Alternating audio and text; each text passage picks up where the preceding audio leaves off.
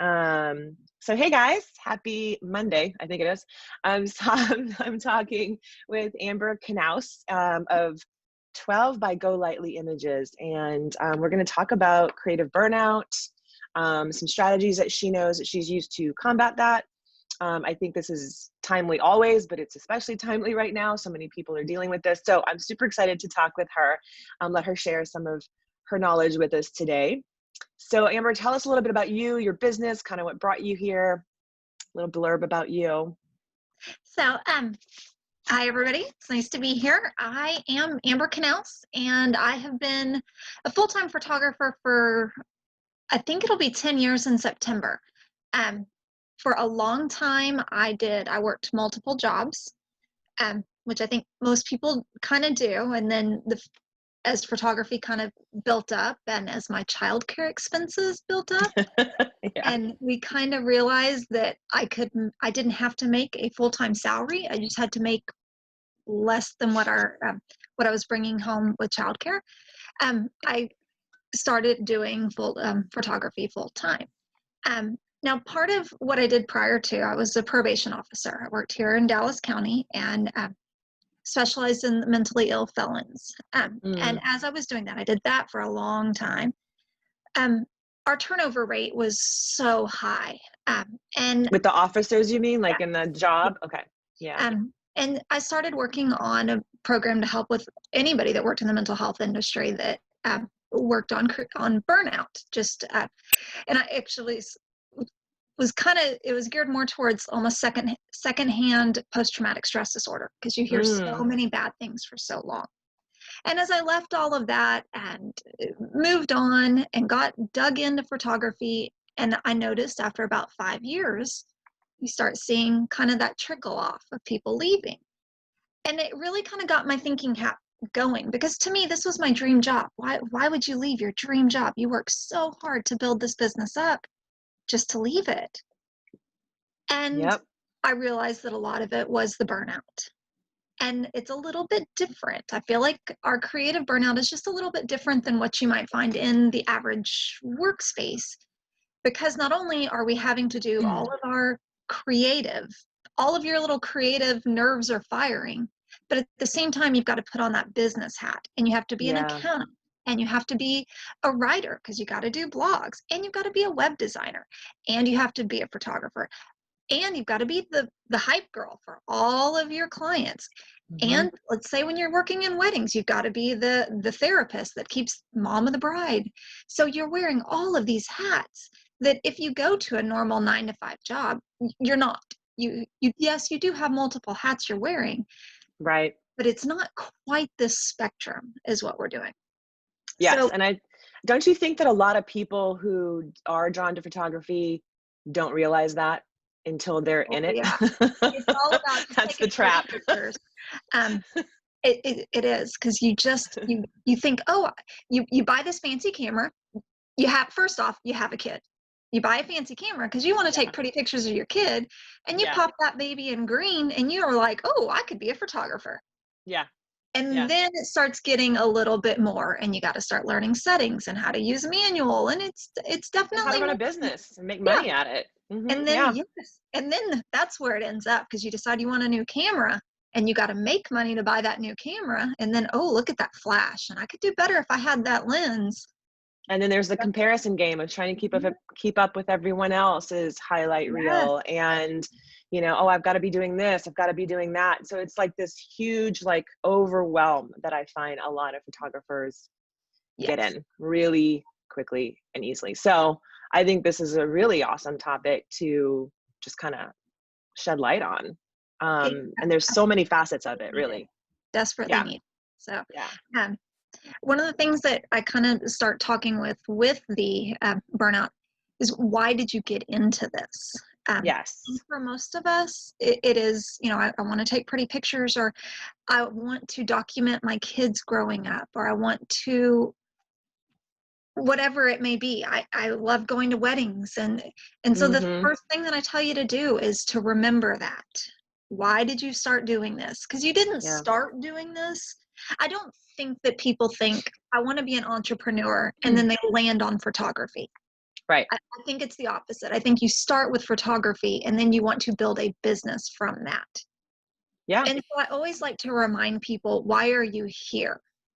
More than likely, you started with photography because you love photography, and then you built business, and then maybe you learned that you do actually enjoy the business side of it. But what brought you here? And I like Yes. to kind of think of that as your Post-it. Yeah, I may be dating myself a little bit. I'm a Grey's Anatomy person, and when Meredith and Yeah. Steamy got married, and they how did they get married? They wrote their vows on a Post-it. So write your vows on that Post-it, and you stick it on your wall, and that's what you do. That's what you've Yes. got to remember. That's your why. That's what you've got to keep coming back to. And when all of the other stuff is just wearing you down, go back to that Post-it. So Remember it. Yeah. And really kind of put yourself there too. Like, I'm a really big believer in that whole, as most of you guys know, the connection with our mind and our body, and how really powerful the thoughts can be, right? So if you're so trapped in that script of overwhelm and I can't keep up, and then you take a minute to look at your Post-it, and you really kind of look at it, take yourself there too. Like, don't just kind of look at it, think about it, like, but really, like, feel in your body what it felt like to start. Remember how amazing, right? Like, you on that first time you like really nailed a shot, or like you sold, your highest sale, or how you made someone feel. Because that's really, it depends, it's going to be really specific to whoever it yeah, is, right? yeah, We all have our different ones, but really feel it in your body and sit with it for a second, because that's how you can create more of that. And that's how you can kind of take that into the future with you, exactly. right? Yeah. And there's actually an exercise based on that. And I mean, it's not just, I know some people are like, oh, that's hooky or whatever, but no, Not literally, here. yeah, no. It's all welcome here. Forbes magazine did a study on it. Yep. So, I mean, it's legit business I skills, and know. it's called building a positivity circuit. And Hmm.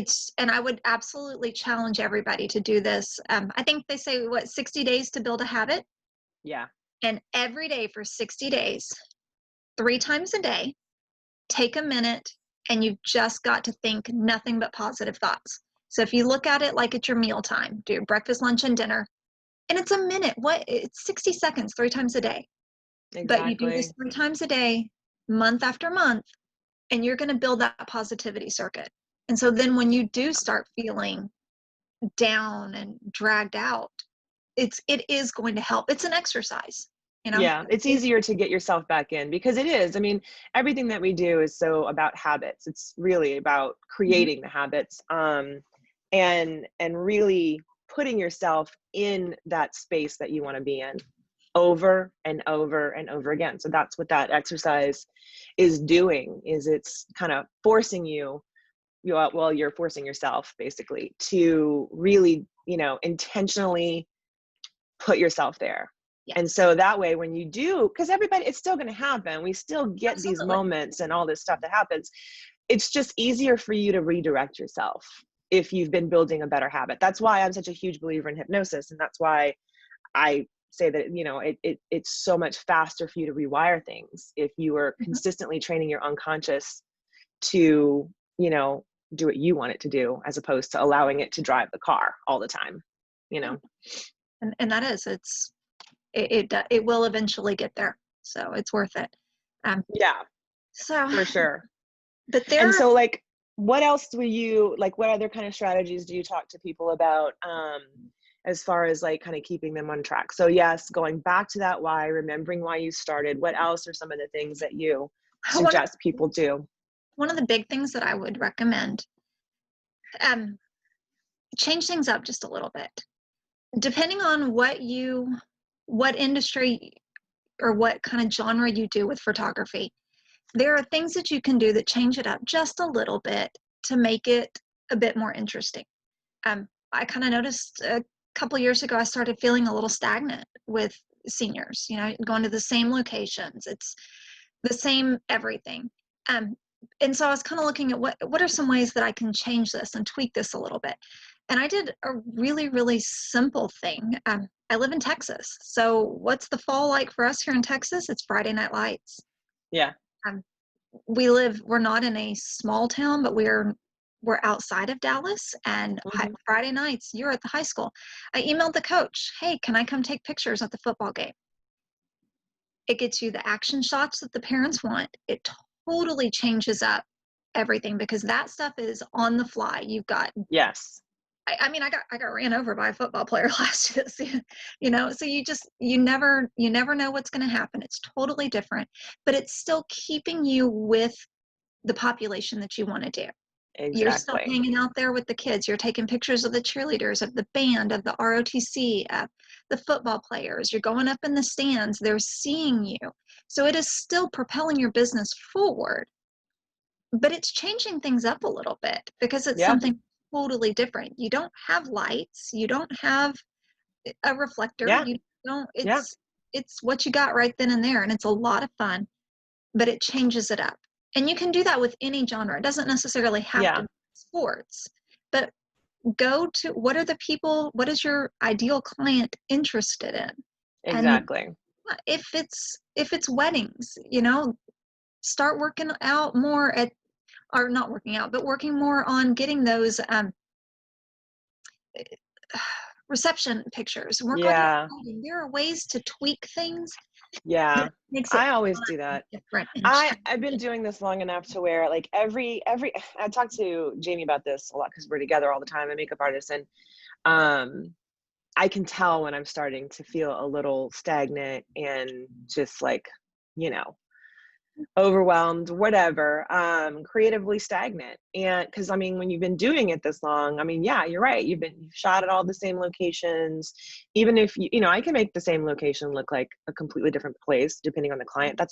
But still, it's like really trying to challenge. So what I like to do is really set an intention for myself, whether it be for just that week or that session, or maybe just a month. Like, okay, so today I'm going to try and get something that is completely different than what I've ever done. Like, I'm going to step way outside of my norm. I know I'm going to still get the shots that I need to get, but I'm Mhm. going to challenge myself to do something different. And if it doesn't work, it doesn't work. But at least I'm training my brain to go to a different place Exactly. and get And it outside of makes that it box. exciting. And it brings you back to that Post-it. It brings you back to the Yes. Post-it of, oh, this is why I love doing this. Because it's something new and different. Everybody gets bored. You can't eat the same Everybody. meal. You can't eat the same meal every day, 5 days a week. Exactly. Even if it's your most Especially, favorite meal in the world. Can't do it. exactly. Especially when you have a lot of like especially for those of you guys who have a very large team. You know, I don't carry a Mhm. large team anymore, but I hear this a lot from photographers who carry, you know, 20 plus model team members, and they're like, oh my god, like, all, you know, it's exhausting. It's a lot of work. And so that kind of goes back to what you were saying before, though, and something I'm a really big believer in is that you know, can you do it all? Yes. Should you do it all? Probably not. You can do it all, but not at the same time, and it's just going to end up running you really ragged. So I'm a huge believer in outsourcing, and if you don't enjoy something about what you do, give it away. Yep. Find a And way to give it away. that actually leads us to the next point, which is actually very, very simple. Learn to say no. It's a full sentence, Mm. guys. You do not need an explanation. You don't need just Yep. no. I'm Yep. sorry. No. You don't even have to say I'm sorry. I mean, we do. No. That's Yeah. Yeah. I know. I'm working on that whole I'm sorry thing, because it's no, you always do not have yeah, to I say I'm apologize sorry. for everything. But Exactly. that leads us right into the next thing of yes, if you are burnt out and you are done, just say no. Say no. Hmm. Take a break, and that's It okay. is so hard. I totally get it. I mean, I have had to say no so much in the last year and a half, and every time I say it, there's like that feeling of, you know, because you know, I think most of us tend to be people pleasers, especially us moms, and you know, I mean, like we kind of, it's ingrained in us to do for other people. I'm a big, you know, believer in trying to push out of that as much as I Mhm. can. And I, you know, I try and do that with my students, but like, hello, I'm not, if I'm not doing it myself, you know, how can I really help other people do it? And so I have to be really like honest with myself about, okay, you really are doing the opposite of what you're telling people to do. And it's that, you know, I want to help, you know, like for instance, for years I did the senior portraits for my kids' charter school. It's a very small charter, like between 50 to 70 kids per senior class, very, very small school. And I helped, like my kids were like some of the first members of that school. So we grew up with the school. It's a K-12, you know, they started in like 4th grade, and I'm really like invested in this school. I love their mission. I think that, you know, I'm grateful for the education that my kids had. So while I never, you know, I didn't do this for free, I made money from it. It was definitely outside of my business model, right? Yeah. I did it kind of as a favor, but I still made money. It definitely was not enough for me to justify how much time it took out of my day or days or weeks to do it. So I said no this year. And I said, you know, I'm sorry, you guys, I love you, but I can't do it anymore. It just And can't. it was like, I felt bad, but at the same time, it was incredibly freeing. So that, hold on to that, like if you're having you know, a problem saying no, think about how awesome and free you're going to feel letting go of that instead. And I've heard people say, well, don't say no, say how much. Yeah. I kind of disagree with Yeah. that because Yeah. I just don't think that even, you know, whatever, if you come up Yeah. with some No. lofty number and they meet it, it still doesn't give Well, you that's your the thing. time back. That works for some things. I think it works for, like, for instance, I tell people, if you don't want to shoot weddings, price yourself out of it. Like Right. really go really, really, really high. And I kind of did that with weddings because I was like, that's not my love. So now if I book a wedding, which A is lot of money. very few, it's going to be Yeah. very lucrative for me to do it.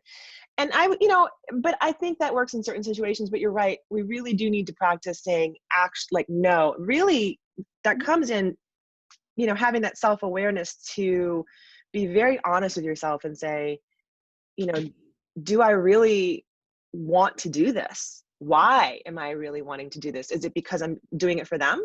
Or is it for me? Is it for my highest good in my business? Or is it for them? And that'll give you the answer. Yeah. And sometimes it is worth it, but sometimes it's not. Most times it's not.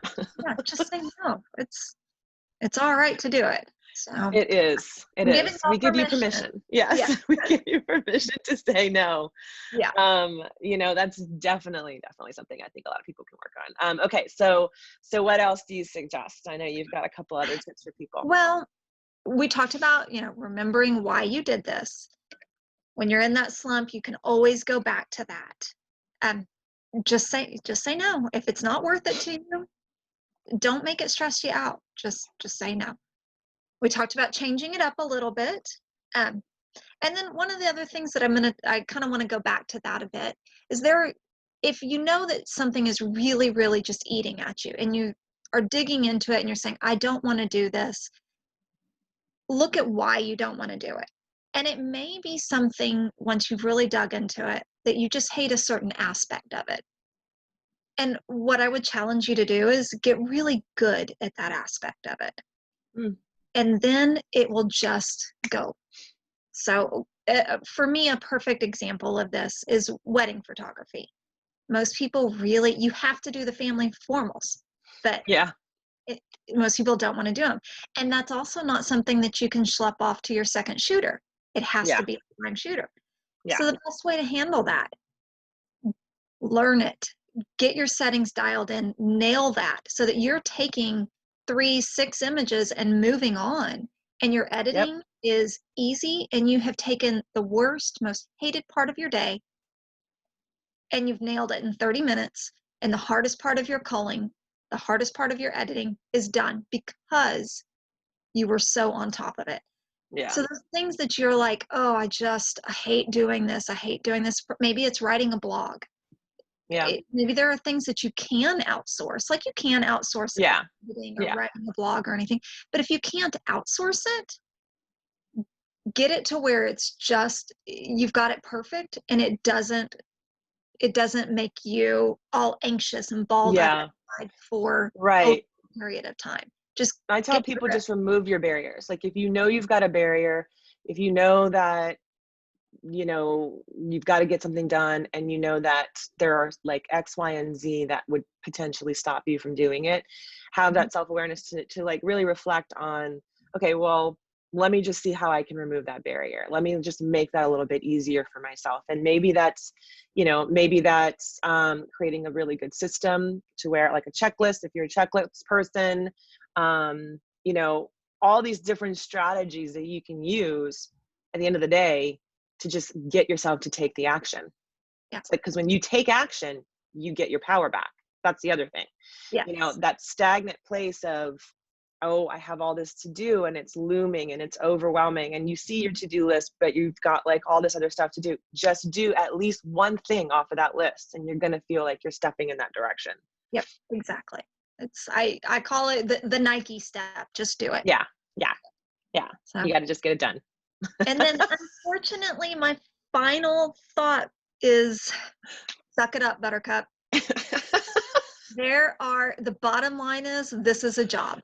Yeah. It is a job. And unless you are lucky enough that you don't have to do a job, you're going to have to do your job. Just like anybody else, you go to work 50 weeks out of the year. So take your vacation time. You need to do it. Mm-hmm. But if you have to work and you have to have an income, then you have to do your job. And there are some things where you're just like, oh, I just don't want to do this. Everybody kind of feels that way. Yeah. And so sometimes you just have to rise up and meet it. And you just get through it. It may not be your favorite session. It may not be your favorite thing to do, but sometimes you got to do it. And you just absolutely pay the bills. And especially right now, where we can just be grateful that we have work. Exactly. And I think that is a really good point to make too. I mean, I know that I think, well, a couple different things. It does also depend on how much, not skin you have in the game, but how much you have at stake, right? So for me, this has always been about, I have to do it. I don't have a cushion of someone else paying my bills. Right. I mean, I'm married to an actor. So he's a working actor and he does work, but like right now, who knows when he'll ever be able to go back to work. Exactly. We have no clue. So thank God I have my own thing. But before that, even like there's so many times where I'm just like, it's not a big deal. I don't even worry about it. So if I had a cushion, I can see where I probably wouldn't hold myself as accountable. Mm-hmm. So you have to kind of decide. Everybody has to kind of decide, even if you have a cushion, is this something that you really want to create as an actual business and, source of income for yourself? Mm-hmm. If it is, you do have to look at it as such. You have to hold yourself accountable to those daily tasks that, like you said, you have to just kind of suck it up and be like, okay, I got to get it done. I really don't want to shoot today. I'm tired. I'm exhausted, whatever. Oh, well, like, I have to do it. Getting yourself through it is one of the hardest things I think a lot of people have. And what I like to tell people is you've got to kind of put yourself, envision the end, like, see the end in mind. Think about, like for me, you got to find your reward. For me, it's food. So, like I don't like to eat a lot before my sessions. I'll have smoothies or things like that, but I don't like to get super heavy.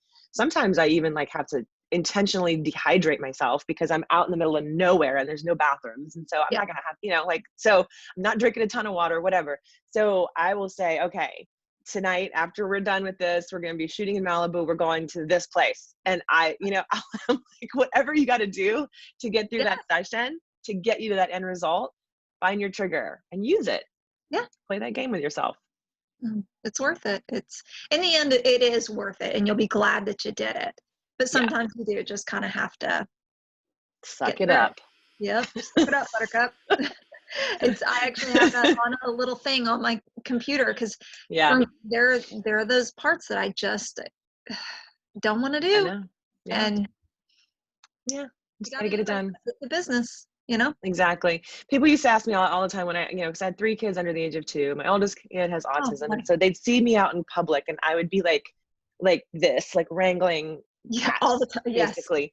And one would be freaking out. It was always something, and people would be like, they knew that we didn't have family here. Like it was just us. We were like this little island, just me and my husband. And there were a lot of years where we had to work opposite schedules. We never saw each other because we couldn't afford childcare. Like it was just one of those things. So people would just, I don't know how you do it. I'm like, I don't have a choice. Like, Yeah, you how am just have to. I just do it? Like when you don't have a choice and you just kind of put yourself in that, like, I got to get it done. You just do it. So you have to hold yourself to, like you said, rise up. Yep. And whatever it takes, if that means good self-care, if that means that you Mhm. reward yourself, whatever it is, you got to know that about yourself, and nobody else is going to come in and swoop in and save you. You've got to get it done yourself. So that's a really good point. I know we kind of have to wrap up. You've got Okay. sessions. I do too. Or you've got something. I've got a session. It's I've time got change. soccer practice and 100 Got degrees. soccer. Yay! Not for I'm me. Not for me though, thankfully.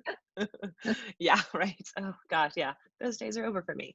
Uh, But tell everybody where they can find you. Obviously, you're here in the group, but but let yeah, everybody else know.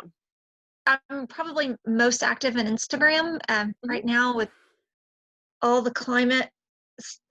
I'm not on Facebook as often. Yeah, yeah, Whew.